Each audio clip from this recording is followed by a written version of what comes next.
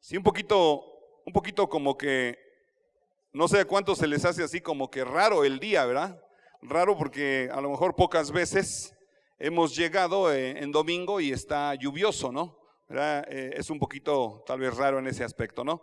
Pero bueno, sabemos que hay huracanes, hay temporada de huracanes en algunos lados, en el norte, está alguna gente, algunas personas, algunas comunidades sufriendo, pues no solamente así como ahorita una pequeña lluvia, sino están sufriendo pues tormentas, ¿verdad? Y de una manera un tanto más severa, ¿no? De verdad, hermanos, podemos nosotros darnos cuenta que al menos en esta zona donde vivimos, en esta parte del planeta donde habitamos, pues estamos muy bien. La verdad que estamos muy bien. En comparación de otros lugares donde están sufriendo no solamente por el tema del clima, no solamente por pues sí, tormentas, lluvias, granizos, sequías, sino también están algunos lugares sufriendo y padeciendo por cuestión de la fe. Hay lugares donde no pueden reunirse así como nosotros, no pueden estar así. Hay lugares donde están quemando los templos y a lo mejor eso es lo de menos. Hay lugares donde están quemando y persiguiendo a los cristianos. Si yo le preguntara, ¿cómo ve el futuro? Vamos a pensar de aquí a unos 5, a unos 10 años. ¿Cómo vemos el futuro? ¿Esperanzador? ¿Sí vemos así con cierta esperanza el futuro, que va a mejorar las cosas? Como a lo mejor nos prometen, ¿verdad? Gobernantes, ¿sí? Políticos. ¿Cómo lo vemos? ¿Bien? ¿Va a mejorar? ¿Va a ser igual? ¿Va a ser peor? ¿Cómo lo ve? Algunos tal vez dirán, bueno, no vemos que mejore y tal vez va a ser igual, va a ser lo mismo. Otros tal vez a lo mejor hasta se atreven a decir, no, esto va a ir empeorando, ¿sí?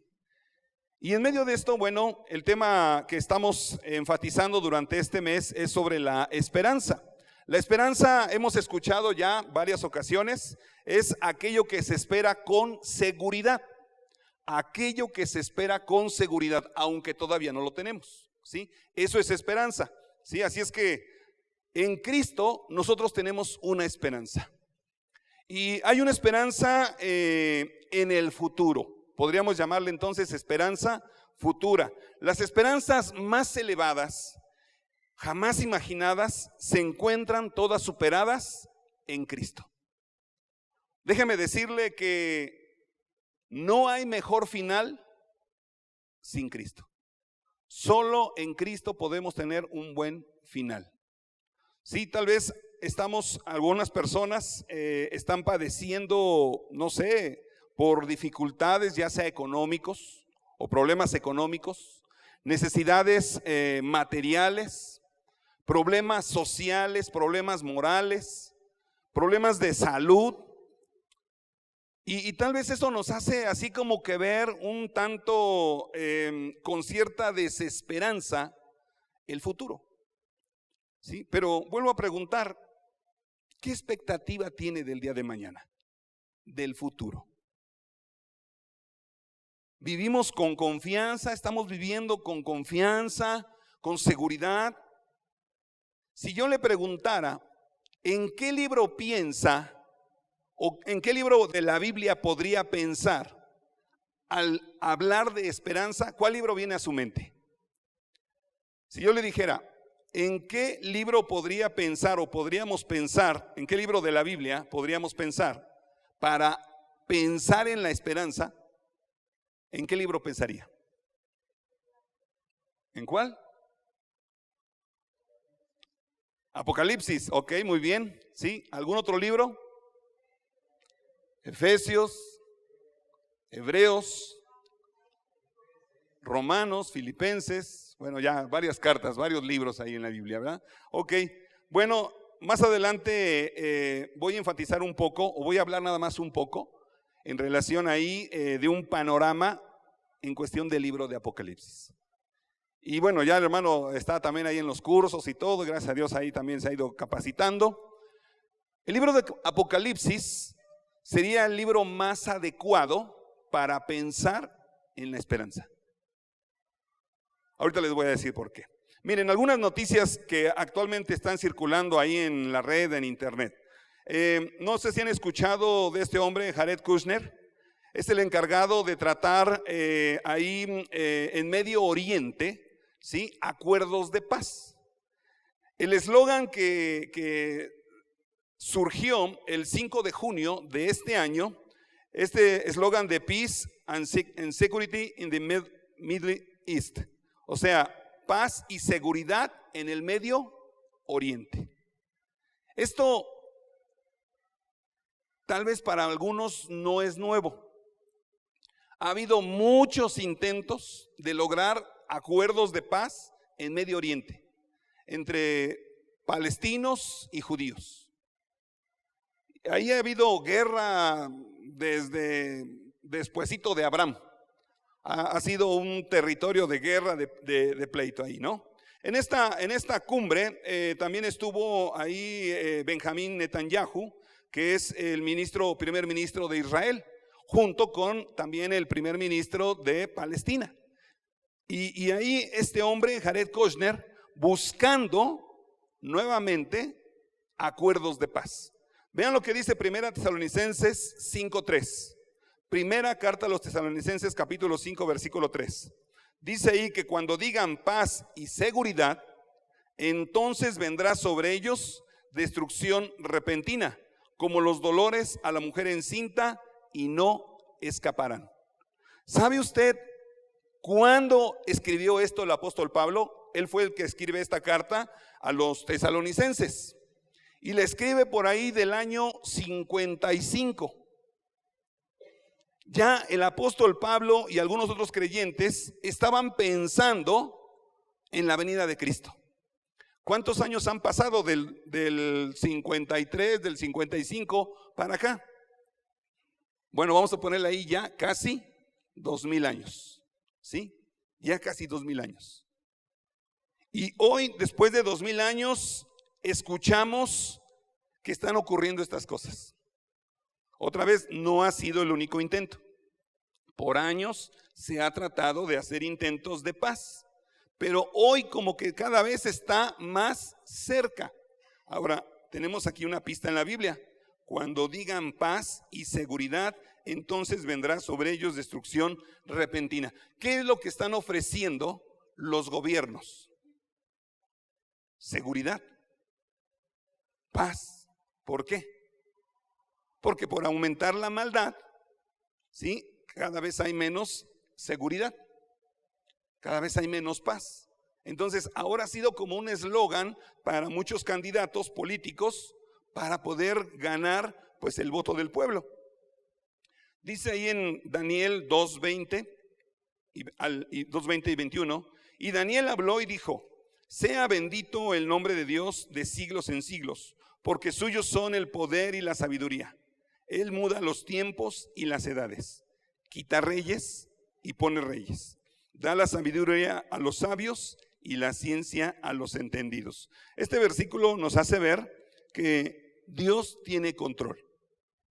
Y tal vez nosotros no estemos de acuerdo con algún presidente, con algún gobernante, con algún líder político. Tal vez no estemos de acuerdo cómo hacen las cosas, pero aún Dios lo permite y está todo bajo su control. Y Dios lo permite para que muchas de estas cosas que se han profetizado, poco a poco se vayan cumpliendo. Muchos tropezarán, dice Mateo 24, 10 al 12. Esta es tal vez otra noticia que estamos viendo cada vez más cerca. Muchos tropezarán entonces y se entregarán unos a otros, y unos a otros se aborrecerán, y muchos falsos profetas se levantarán y engañarán a muchos. Y por haberse multiplicado la maldad, el amor de muchos se enfriará. Estoy hojeando un libro, y digo estoy hojeando porque voy a ratitos realmente. Un libro de Josh McDowell. que se llama ahí Cristianos de la Última Generación. Y es una investigación que Josh McDowell hace en relación a la fe de la juventud. ¿Cómo está la fe de los jóvenes? Y en este libro narra que hoy en día una de las formas en las que la juventud está abandonando sus responsabilidades ante Dios es por medio de las universidades o las escuelas. ¿Cuál sería entonces el pretexto para no leer la Biblia? Estoy muy ocupado haciendo tarea. ¿Sí? Estoy muy ocupado haciendo tarea. Y entonces, pues obviamente pregunta uno, bueno, ¿y cuándo tienes tiempo de leer la Biblia? No hay tiempo. ¿Qué consecuencias va a acarrear esto? Bueno, lo que dice Mateo 24, 10 al 12, por haberse multiplicado la maldad, el amor de muchos se enfriará. ¿Sí? Otras de las cosas que narra este libro, que uno de los argumentos favoritos de la juventud, pues es no hay tiempo para buscar a Dios, por la razón del estudio. El estudio consume mucho tiempo. Durante una época en los Estados Unidos, los padres decidieron enviar a universidades cristianas a sus hijos, con el propósito de reforzar su fe, con el propósito de reforzar sus valores espirituales. Pero las escuelas públicas, pues obviamente no hacen este refuerzo espiritual o bíblico, y un 85% de los hijos de cristianos que asistieron a escuelas públicas no tienen una visión bíblica. No hablemos de México, aquí donde ni siquiera en las escuelas se promueve la Biblia, aquí ni siquiera.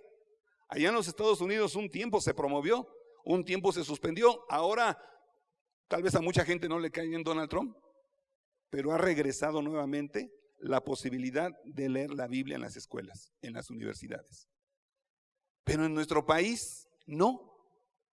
Y cuando alguien intenta hablar de Dios, inmediatamente argumenta que la escuela es laica. O sea, como diciendo, no, aquí no se puede hablar de Dios. Y creo que se ha malentendido el concepto laico, porque laico no es ateísmo, no. Laico es respetar las diferentes religiones que hay. Eso es ser laico, respetar las diferentes religiones, ¿sí? Pero de todas maneras en nuestro país no se da esto. Y entonces, pues obviamente los jóvenes en las escuelas pues no tienen ningún énfasis en cuestión bíblica, teológica, para nada de Dios. Al contrario, llegan a la escuela, llegan a la universidad y se confunden más. ¿Sí? Solamente un 6% en los Estados Unidos que asistieron a escuelas cristianas lograron obtener una visión teológica y bíblica del mundo. Fíjese, un 85% contra un 6% en los Estados Unidos. Aquí en nuestro país no hay una estadística como tal, pero creo que estamos mucho peor, mucho peor. Algunos de los jóvenes no creen que Cristo es el Hijo de Dios. Esto es terrible. No creen en su resurrección, mucho más terrible. Tampoco creen que Satanás exista. Y tampoco creen que el Espíritu Santo de Dios sea una entidad. Estos asuntos teológicos son los que McDowell ve con preocupación y le advierte a los padres que los hijos están creyendo en cosas muy distintas a las inculcadas en su niñez. Una de las edades comunes en la que los jóvenes o la gente se empieza a alejar de Dios es entre la adolescencia y la juventud. Muchas veces ahorita, por ejemplo, oramos por los niños, vemos cómo ellos ahí salen a su clase y muy bonito, nos da gusto verlos, a lo mejor un buen grupo, pero la pregunta es, ¿los veremos aquí dentro de 5, dentro de 10 años? ¿Los veremos aquí? Es como las escuelas, ¿no? Entran 40 a estudiar a un grupo, a un salón, y ya cuando terminan, cuando se van a graduar, ya nada más se gradúan 10, se gradúan 15. Lo mismo nos puede ocurrir, lo mismo. Ahorita los vemos aquí participando y estando presentes, pero porque hay todavía cierta autoridad sobre ellos. En la medida que van creciendo, se van volviendo, bueno, no quiero decir autónomo, que aunque en cierta forma sí, pero más bien sería, se van volviendo más independientes. ¿Por qué no quiero decir autónomo? La palabra autónomo se viene de dos voces, auto y nomos. Auto es a sí mismo y nomos es ley.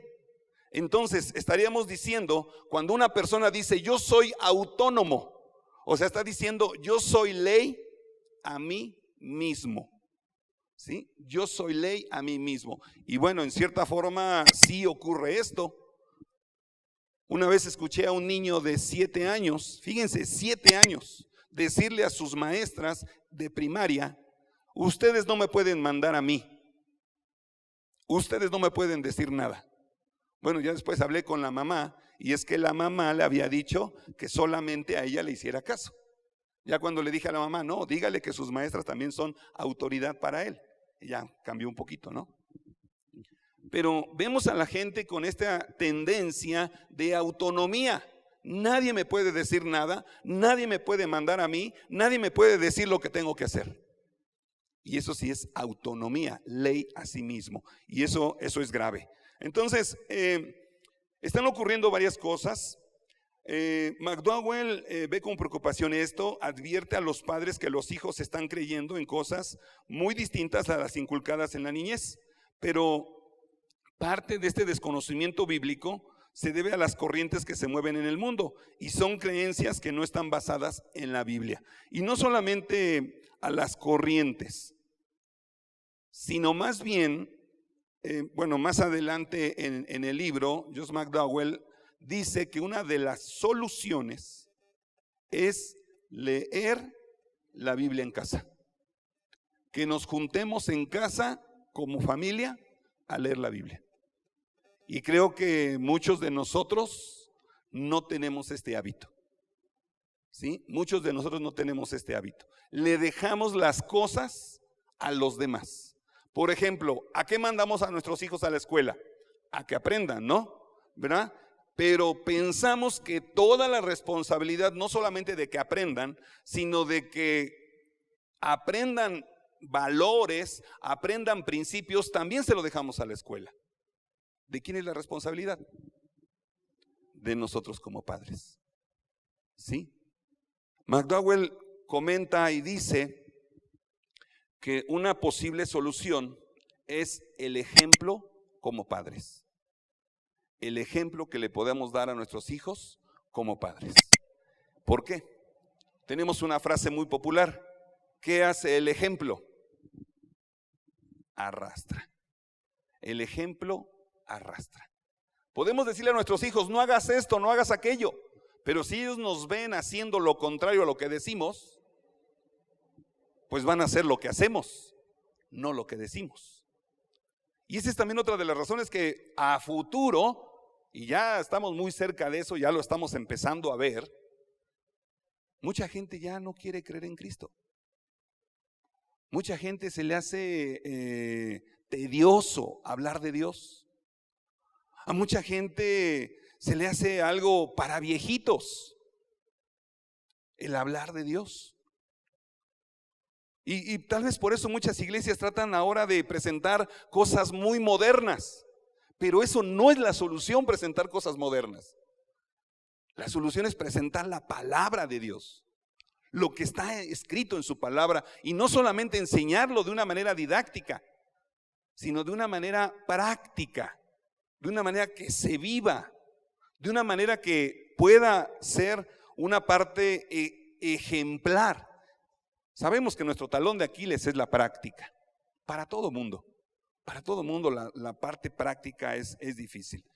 Segunda carta de Pedro, capítulo 3, versículo 9, dice ahí: el Señor no retarda su promesa, Según algunos la tienen por tardanza, sino que es paciente para con todos, no queriendo que ninguno perezca, sino que todos procedan al arrepentimiento. Dios, estoy seguro que Cristo ya quisiera regresar. Cristo ya quisiera regresar. Sin embargo, hay una pequeña cláusula que Él puso y ahorita la voy a mencionar. Existen unas 24,000 etnias en todo el mundo. Ahora en el curso que estamos viendo, esto de perspectiva en cuestión del mundo, nos comentaron que existen unas 24,000 etnias en todo el mundo. Etnia es lo que se traduce en la Biblia como nación o naciones. Por ejemplo, Mateo 28 dice, id y predicad el evangelio a todas las naciones. Ahí es la palabra etnos, que sería etnia. Esto de etnia es un pueblo característico con una misma lengua y una misma cultura. Por ejemplo, aquí en México, ¿habrá diferencias culturales en nuestro país? Sí hay diferencias culturales. Sí, en Yucatán, ahí querían desde hace años atrás, querían ser una nación independiente a todo el país. ¿Sí? Querían ser una nación ahí yucateca. Y bueno, su idioma, alguna todavía conservan gente, todavía conserva un idioma antiguo, ¿sí? Y pues eso hace que sea una etnia. Tan solo, por ejemplo, aquí en Puebla, hay gente que todavía habla náhuatl, habla mixteco, y eso hace que sean etnias, ¿sí? Ahora, entonces, hay unas 24,000 etnias en todo el mundo. Y nos decían esto en el curso, que faltan aproximadamente unas 6,000 por escuchar el evangelio. Faltan, de esas 24,000, faltan 6,000 por escuchar el evangelio. Y esas 6,000 están en la famosa ventana 1040, que es la mayoría ahí naciones musulmanas o de énfasis musulmán. ¿Sí? Ahí puse una imagen en la India donde están quemando un pequeño templo, ¿sí? Y grupos radicales musulmanes, el famoso grupo llamado ISIS, quemando ahí los templos. Y les digo, y eso es lo de menos. No quise poner otra imagen donde aparecen cuerpos ahí calcinados, ¿sí? Donde encierran en los templos y les prenden fuego, y los que están adentro, todos calcinados, mueren. Hay mucha persecución en Medio Oriente. Ahí es difícil, no lo hemos vivido, por eso nosotros estamos aquí en la gloria, hermanos. Pero eso no significa que no hagamos nada. Tenemos que hacer algo. Tenemos que hacer algo. Y lo de menos que podemos hacer, así como algo básico, ¿sabe qué es? Orar. Orar. Me pasaron ahí un mensaje en WhatsApp donde precisamente se pedía oración por unas iglesias ahí en la India, donde estaban siendo perseguidos, sacados de sus casas, sacados de los lugares donde habita la gente, por su fe. Claro, también ha habido cosas que a lo mejor se han hecho no de la mejor manera, pero hay gente que está sufriendo por su fe. Y aquí nosotros, gracias a Dios, hermanos, estamos en la gloria. Si acaso a lo mejor una mala cara, si acaso a lo mejor un desplante, si acaso a lo mejor, no sé, alguna grosería por decir que somos cristianos y nada más. Pero hay lugares donde están dando la vida. ¿Estaríamos dispuestos a ese nivel de dar nuestra vida por Cristo? En la mañana, en el curso de Hechos, hablaba del capítulo 7, la muerte de Esteban. Por haber compartido de Cristo, su primer mensaje que él dio en relación con Cristo, lo sacaron de la ciudad, lo apedrearon y lo mataron. Imagínese a lo mejor que usted dice, bueno, yo me quiero preparar, quiero irme a estudiar al seminario, quiero irme a un instituto, quiero estudiar en línea, quiero estudiar teología, quiero estudiar la palabra, y usted termina y se gradúa a lo mejor hasta con honores, y le va a compartir a la primera persona que se le ocurre, y a lo mejor esa persona no lo toma bien y le hace un daño al grado de herirlo o hasta matarlo. Cualquiera diría, ¿para qué invirtió tanto en eso? Desperdició su vida. Pero no, hermanos. Hay cristianos que están teniendo otra perspectiva. Dice Mateo 24:14. Mateo 24:14 dice: será predicado este evangelio del reino en todo el mundo para testimonio a todas las naciones, y entonces vendrá el fin. Esta es una pequeña cláusula que hay que tomar en cuenta. Ahí está, ¿no? Sí, los 3 bloques religiosos de la ventana 1040. En color rojo, pues es la cultura hindú, en color verde musulmanes y en color amarillo budistas. Y eso es toda esa zona que ahora se está haciendo muchísimo énfasis por alcanzarlos. Y tal vez hay mucha resistencia por parte de estos grupos hindús, musulmanes y budistas. Muchísima resistencia. Algo que aprendí o enfatizaron el lunes anterior y me llamó mucho la atención, en cuestión de que no es culturizar a la gente, no, es evangelizar, o sea, llevarles la palabra, el evangelio. ¿Qué es lo que necesita la gente? Salvación. Ya el cambio de vida lo va a ir dando Dios a través de su Santo Espíritu, ¿sí? Pero muchas veces nosotros transmitimos mal el evangelio, de tal manera que muchas veces queremos culturizar a la gente, diciéndole no hagas esto, no hagas aquello, no hagas lo otro, cuando a veces nosotros también tenemos muchas cosas que hacemos, ¿sí? A lo mejor ya quitamos ídolos, pero a lo mejor ahora nuestros ídolos son otros. A lo mejor ahora son personas, hasta familiares podrían ser nuestros ídolos. Nada más ahora ya no están ahí parados como un monumento, ¿sí? Pero no se trata de culturizar, se trata de llevar el evangelio, se trata de llevarles a Cristo. Y hay mucha resistencia. Pero ahí en Mateo 24:14 vemos esta cláusula que ¿cuándo vendrá el fin? Hasta que sea anunciado, dice ahí. Y ojo, dice ahí, será predicado este evangelio del reino en todo el mundo para testimonio a todas las naciones, y entonces vendrá el fin. No dice que todas las naciones se van a convertir a Cristo, no dice eso. Dice será anunciado. Y ahora por medio de los medios electrónicos, Face, WhatsApp, Internet y todo eso, hay una promoción rápida del mensaje. Si a lo largo de unos 500 años tal vez, o un poco menos, se ha llevado el evangelio a otros lugares, bueno, realmente desde que los apóstoles salieron a predicar, empezaron a llevar el evangelio. Pero ha habido en la historia, ha habido momentos donde, así, épocas de silencio, donde no ha habido evangelio, donde no se ha hablado, donde no se ha dado testimonio. Y algo que también me llamaba la atención, por ejemplo, aquí en nuestro país, ¿quiénes fueron los primeros que nos trajeron la palabra? ¿Quién? Los españoles, los franciscanos, los monjes, ¿sí? Posteriormente Inglaterra llegó al norte, a los Estados Unidos, ¿sí? Y después de ahí, bueno, ya vinieron a nuestro país, pero en primer lugar llegaron los españoles aquí. Y fueron los monjes y los franciscanos y todos ellos que trajeron la palabra. Obviamente no correctamente, pero la trajeron, ¿sí? O sea, ¿quiénes fueron los primeros que empezaron a hablar de Cristo?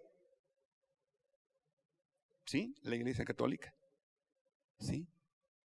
Ya con la venida de los ingleses y del norte de América, bueno, ya se empezó a corregir a lo que es el evangelio bíblico que hoy conocemos, ¿sí?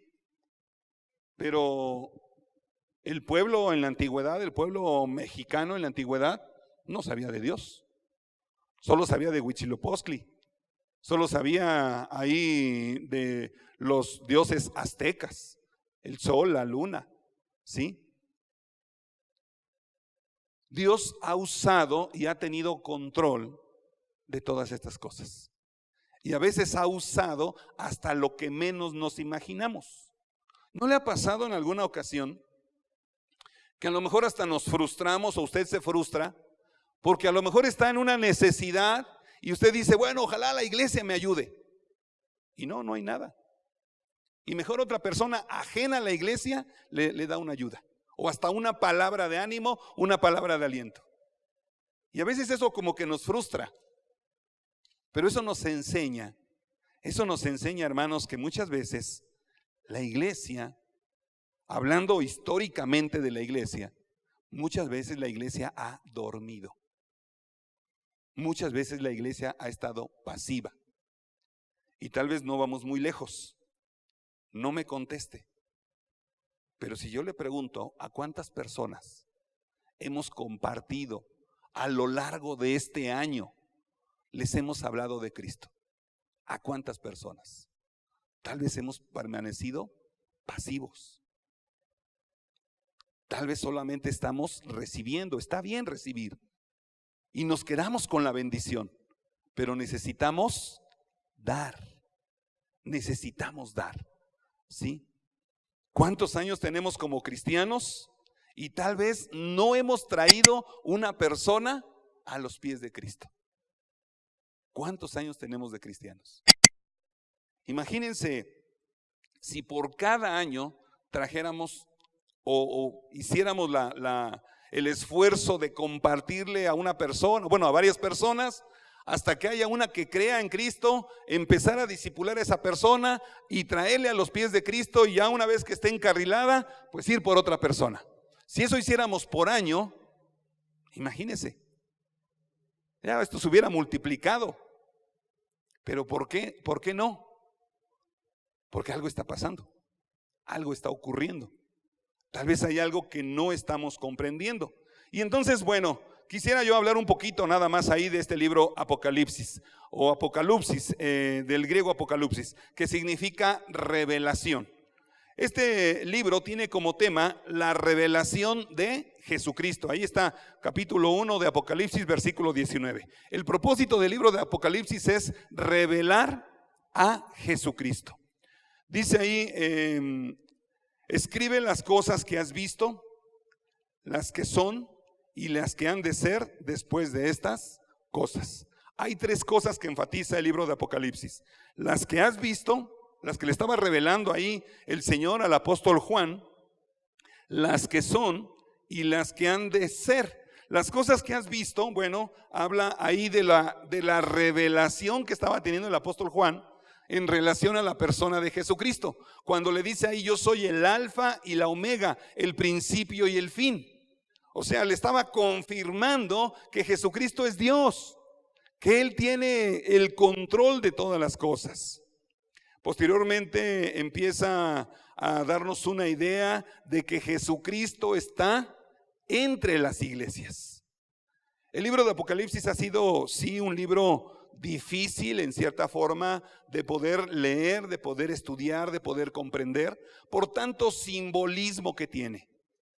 Tal vez algunas cosas, muchos, me acuerdo al principio cuando empecé a leer este libro de Apocalipsis ya hace muchos años, pues yo pensaba que muchas cosas de esas eran literales, que iba a venir un dragón de 10 cabezas, de 7 cuernos y cosas así. Hay muchas cosas que son figuras. Algunas otras cosas sí son literales y tenemos que aprender y distinguir eso. Pero para eso necesitaríamos ahí estudiar un poquito más, no solamente leer o tal vez leer, estudiar un poquito más y aprender algunas herramientas para poder interpretar este libro y poder entender cuál fue el propósito de que se escribiera este libro. Entonces, las cosas que has visto fue ahí una descripción de Jesucristo. Las cosas, lo que sucede ahora, bueno, vemos el capítulo 2 y el capítulo 3 que habla de las iglesias. Esta carta fue escrito ahí por el año 90, fue revelada al apóstol Juan, estaba preso en la isla de Patmos, ya Juan el apóstol era anciano, ya era muy grande de edad, muy avanzado, y tuvo esta revelación. Y algunos dentro de la interpretación, bueno, obviamente estas iglesias en ese momento existían. Eran iglesias que estaban regadas por toda Asia, que todavía lograban ahí subsistir. Pero, ¿por qué pensar en este libro de Apocalipsis como un libro de esperanza? ¿Por qué? Porque este escrito fue revelado, fue dado precisamente en el momento cuando la persecución a los primeros cristianos estaba sumamente fuerte, sumamente fuerte. Y entonces revelarles quién estaba en control de todas las cosas, pues era una manera de darles esperanza, era una manera de darles ánimo para que pudieran resistir. Sin embargo, también algunos comparan cada iglesia con algún periodo de la historia de la iglesia. Y es interesante cuando se habla de la iglesia de Éfeso, desde el principio, la primera iglesia ahí dice: tengo contra ti que has dejado tu primer amor. O sea, desde el año 90 después de Cristo, muchos creyentes estaban dejando de creer en Cristo. Muchos creyentes. La apostasía es negar lo que una vez se creyó. Eso es apostasía. Una persona que no ha creído en Cristo puede apostatar de la fe. No. Solamente una persona que ha creído alguna vez, ¿sí? Y que tal vez no ha creído de una manera clara, convincente. Me llama la atención cuando se habla de cristianos nominales. ¿Qué es esto de cristianos nominales? Cristianos de nombre. Yo soy cristiano. Ah, perfecto, muy bien. Pero muchas veces nuestra vida práctica no dice que somos cristianos. Y según algunos comunicólogos, comunicamos un 80% más sin palabras que con nuestras palabras. ¿Sí? Es como si yo les dijera: a ver, hermanos, vamos a decir que somos cristianos, pero sin decirlo. O sea, verbalmente. ¿Cómo podríamos decirlo? Vamos a decir que somos cristianos, pero sin usar palabra alguna. ¿Cómo podríamos hacerlo? Con nuestro testimonio, exactamente. ¿Sí? Nuestro testimonio es lo que hablaría, diría, confirmaría en quién o en qué creemos. ¿Sí? Pero es muy fácil decir soy cristiano. Es muy fácil. Yo les puedo decir soy ingeniero, les puedo decir soy doctor, ¿sí? Soy dentista, les puedo decir. Pero ustedes me dicen: a ver, muéstrelo. Pues es que ahorita no estoy en el consultorio, ¿verdad? No tengo ahorita. ¿Sí? Decir es muy fácil. Hacer, vivir, es la parte importante. ¿Sí? Muchos cristianos genuinos estaban sufriendo persecución, estaban siendo echados al Coliseo romano, estaban siendo ahí muertos a espada, sacrificados por creer en Cristo. Y entonces los creyentes de aquel entonces o de aquel tiempo, cuando manifestaban o decían ser cristianos, era sinónimo de muerte. Los arrestaban, los encarcelaban, los llevaban al circo romano para que la gente se divirtiera con ellos y los leones los devoraran. Si viviéramos ese tiempo, diríamos: ¿soy cristiano? Tal vez lo pensaríamos. Pero esta carta o este libro de Apocalipsis fue escrito con el propósito de alentar, de dar esperanza a los cristianos de aquel entonces. Y desde luego también hoy en nuestros días. Lo que sucederá después, esta es una parte amplia, nada más lo voy a ir mencionando. Ahí dice ahí lo que sucederá después. Bueno, en el capítulo 4 y 5 nos habla del trono, el rollo y el cordero. Es interesante también que después del capítulo 3 deja de hablar de las iglesias y empieza a hablar de eventos en el cielo. Las iglesias están en la tierra y en el capítulo 4, capítulo 5, empiezan a ocurrir eventos en el cielo. ¿Sí? Dentro de las cosas que hoy en día están cambiando, se están modificando, me llama la atención, digo, bueno, ¿cómo puede ser que por muchos años se enseñó, se enfatizó y la gente creyó en el rapto y hoy en día ya no? Hoy en día ya mucha gente dice, no, eso no, estuvo mal la interpretación, estuvo equivocada. Pero no fue un año. No fueron 2 años, no fueron 3. Fueron muchos años. ¿Será que hubo equivocación? ¿O será que están entrando nuevas corrientes de pensamiento? Nuevas corrientes filosóficas. ¿Qué será? ¿No dijo Jesús ahí cuando le preguntaron en Mateo 24? Cuando le preguntaron qué señal habrá del fin del mundo y de tu venida. Y Jesús mismo dijo, tengan cuidado porque se levantarán muchos falsos cristos. Dirán aquí está o está allá. No le crean. Pero qué fácil es engañar. Qué fácil es cuando no tenemos conocimiento. Y aún teniendo conocimiento, todavía así como que decimos, ¿será? ¿Sí? Por eso en Crónicas dice ahí, mi pueblo perece por falta de conocimiento. ¿Sí? ¿Por qué muchas veces como que nos da ganas ya de tirar la toalla? ¿Por qué muchas veces como que ya mejor? Me he encontrado gente que dice, no, creo que estaba yo mejor antes cuando no era yo cristiano que ahora como cristiano. Pues claro, porque anteriormente cuando no éramos cristianos, pues le pertenecíamos al mundo, le pertenecíamos al diablo. Pero cuando dejamos de pertenecerle, pues se enojó y ahora es nuestro enemigo. Nosotros mismos somos nuestros enemigos, nuestra propia carne. Nosotros mismos somos el peor enemigo que tenemos. ¿Sí?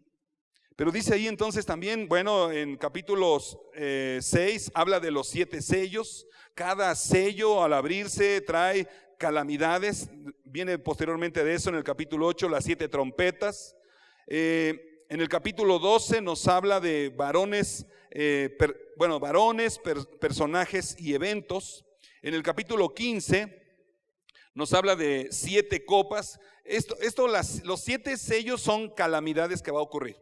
Las copas son otras calamidades, pero todavía más severas. Va subiendo de tono, ¿sí? Posteriormente en el capítulo 17, Babilonia, la gran prostituta. En el capítulo 19, alabanzas por las bodas del Cordero. Me llama la atención este capítulo 19 en medio de todos estos eventos, ¿sí? Los capítulos del capítulo 6 al capítulo 15 son eventos que están ocurriendo en la tierra. Y en medio de esto, ¿qué evento está ocurriendo en el cielo? Las bodas del Cordero. ¿Con quién se va a casar Cristo? Cristo es el Cordero de Dios. ¿Con quién se va a casar? ¿Quién es la esposa de Cristo? La iglesia. En medio de todo este sufrimiento que está ocurriendo en la tierra.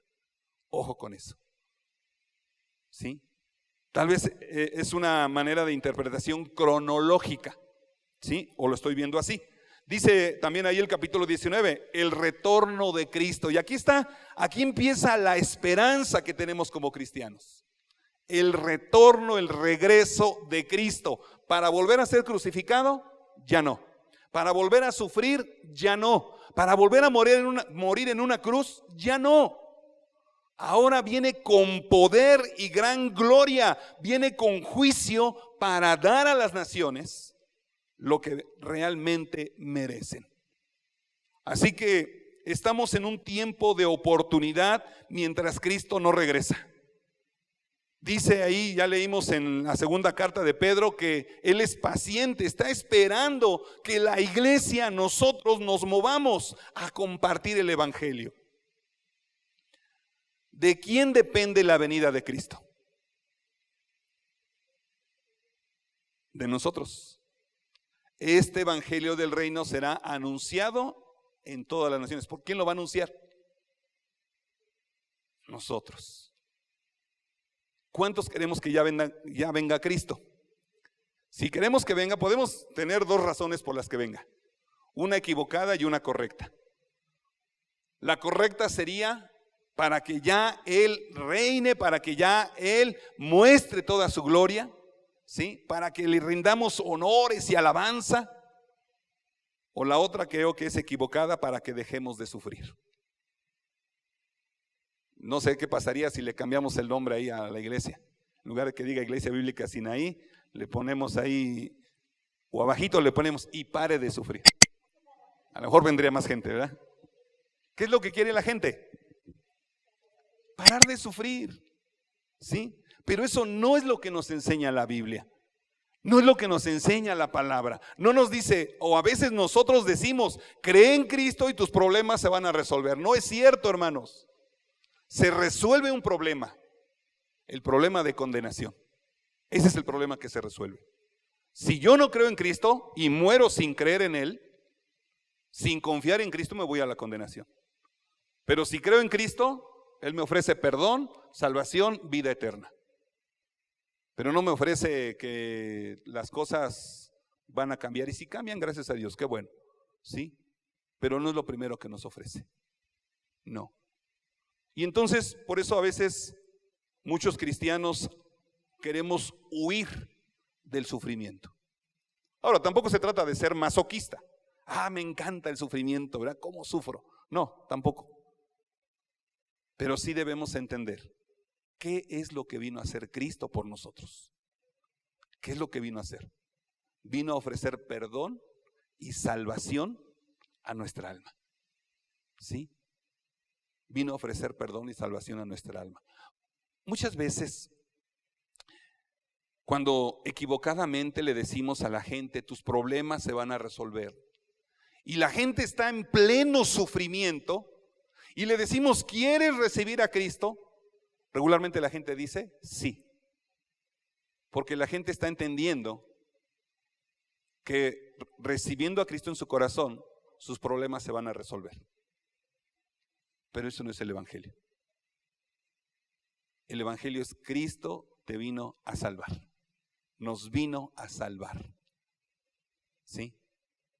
El ser humano está condenado por causa del pecado. Y Cristo vino a dar su vida para darnos vida en su nombre, vida eterna. Sí, claro, puede cambiar la vida cuando nosotros obedecemos a Dios, cuando buscamos obedecer a Cristo. Claro, Dios promete bendecirnos y se va a estar hablando de eso, la bendición de Dios. Pero lo primero que tenemos que entender es que Cristo vino a salvarnos de la condenación por causa del pecado. Más adelante ahí en el capítulo 19 habla del retorno de Cristo. Capítulo 20, los 1000 años. Capítulo 20 en adelante, la maldición de Satanás será atado. El gran trono blanco del juicio, aquí es donde toda gente, toda criatura, chicos y grandes, se van a presentar ante este trono blanco para que reciban testimonio de por qué se van a ir a la condenación, aquellos que no creyeron en Cristo. En el capítulo 21, los nuevos cielos, la nueva tierra y la nueva Jerusalén. Esto también es la idea de darnos esperanza, lo que nos espera. Lo que nos espera. En Hebreos 11 nos habla de los héroes de la fe, que muchos vivieron con la esperanza de ver esto y murieron y no lo vieron. Pero vivieron creyendo que un día lo verán. Y así debemos vivir, hermanos. Por eso Hebreos más adelante en el capítulo 12 dice, puesto los ojos ¿en quién? En Jesús, el autor y consumador de la fe. Y concluye el libro de Apocalipsis en el capítulo 22. Y bueno, puse este versículo ahí de Apocalipsis 21:4. Enjugará Dios toda lágrima de los ojos de ellos, y ya no habrá muerte, ni habrá más llanto, ni clamor, ni dolor, porque las primeras cosas pasaron. ¿Hasta cuándo nos ofrece el Señor esto? ¿Hasta cuándo? hasta el final de los tiempos. ¿Sí? Hasta el final de los tiempos. ¿Podemos buscar hoy en día al Señor? Claro que sí. ¿Y el Señor nos consuela hoy en día? Claro que sí. Pero qué hermoso será estar en la presencia del Señor cuando Él personalmente esté consolando nuestras vidas por haber sufrido por causa de Él. Rápidamente, con esto termino, en énfasis del libro. A pesar de las apariencias contrarias o las circunstancias contrarias, Dios está en absoluto control de la historia, no se escapa nada de su mano. Aunque el pueblo de Dios está destinado a sufrir en el presente, la salvación segura de Dios les pertenece. El juicio de Dios vendrá sobre los responsables del sufrimiento de la iglesia. Sí, hay gente que está haciendo sufrir a la iglesia y Dios tomará cartas en el asunto. Por eso dice también ahí, horrenda cosa es caer en manos de un Dios vivo. Dice, mía es la venganza. No tenemos que desquitarnos nosotros, no tenemos que vengarnos nosotros. El Señor va a vengar a cada uno de nosotros, de todos aquellos que nos hagan daño. Dios restaurará lo que fue perdido o deformado desde el principio. Ahí desde el Génesis, el capítulo 1 al capítulo 3, nos habla de la caída del ser humano. Eso será restaurado. Dios vendrá a restaurarlo. Este libro estaba dirigido a las 7 iglesias en la provincia romana de Asia, lo que es hoy en día Turquía, para advertirles a no apartarse de su fe en Jesucristo. También les ofreció la garantía de la victoria final a través del Rey de Reyes y Señor de Señores, quien tiene el futuro en sus manos. Si usted y yo hemos creído en Cristo, quiere decir que hemos creído en el Rey de Reyes, en el Señor de Señores, en el que es el principio, en el que es el fin, en el que es el dueño del universo. ¿Sí? Pero si le llamamos Señor, significa que vivimos sometidos de una manera voluntaria a Él.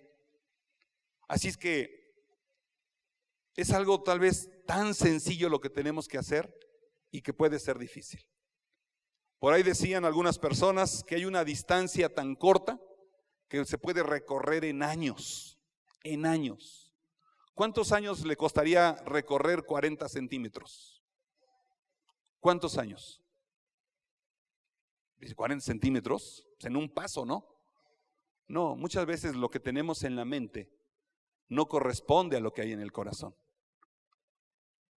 Y muchas veces lleva años recorrer esa distancia. ¿Pero qué podemos hacer para recorrerlo más pronto? Obedecer. Dice ahí en Corintios 10:5, llevando todo pensamiento cautivo a la obediencia a Cristo. ¿Sí? Lo único que tenemos que hacer es decidir obedecer a Cristo. Decidir obedecer a Dios. ¿Cuántos de nosotros queremos obedecerle? ¿Cuántos de nosotros queremos vivir en obediencia a Él? Esa es la parte difícil. Pero también nos dice en las cartas de Juan que si le amamos, sus mandamientos no son gravosos. Si le amamos. Cuando amamos a una persona no se nos hace difícil las cosas. Cuando no le amamos es cuando es difícil. ¿Sí? Vamos a orar. Y yo no sé si usted esté pasando por alguna prueba o dificultad. Y no quiero decirle que Cristo le va a resolver esos problemas o esas dificultades. Lo que Cristo ofrece es darnos ayuda. Ayuda en el aspecto de guiarnos, darnos sabiduría, cambiar nuestra vida, en esos aspectos. Y eso nos puede ayudar y nos puede servir. ¿Sí? Y Él está dispuesto a ayudarnos, pero requiere obediencia de nuestra parte. ¿Sí? Vamos a orar, vamos a inclinar nuestro rostro, vamos a cerrar nuestros ojos. Bendito Dios, en esta tarde, Señor, te agradecemos por este tiempo que hemos podido estar aquí. Y Señor, pues a veces vemos las cosas, vemos el futuro, vemos los tiempos. Y vemos, Señor, cómo las cosas se van cumpliendo. Gracias porque en esta parte del país, gracias porque en la mayoría de nuestro país, Señor, en México, no estamos sufriendo como en otros países, Señor. Pero eso no significa que seamos indiferentes. Al contrario, Señor, pon peso en nosotros para orar por aquellos que están sufriendo más que nosotros. Hay gente que está sufriendo persecución. Hay gente que está sufriendo la misma muerte por creer en ti. Bendito Dios, amplía nuestra visión. Amplía, Señor, nuestro campo de entendimiento. Que no nos conformemos a tener una iglesia. No nos conformemos con llevar una fe. No nos conformemos con estar pasivos. No, Señor. Muévenos de tal manera, Padre, que podamos transmitir esa esperanza a aquella gente que ni siquiera ha escuchado de tu palabra. Mueve, Señor, esta iglesia. Mueve nuestra vida, Dios. Hay tantas cosas que tú nos mandas en tu palabra, pero hay una importante y principal. Tú deseas, Señor, que toda lengua, que toda nación te conozca. Sepa que tú eres el Rey de Reyes, el Señor de Señores. Mueve nuestra vida, Dios. Muévenos, Señor. Gracias, Padre, porque cada día tú nos bendices y has prometido estar con nosotros todos los días hasta el fin del mundo. Bendito seas, Dios. Mueve nuestra vida, Señor, para gloria y honra de tu nombre. Gracias por escucharnos. En el nombre de Cristo Jesús oramos. Amén.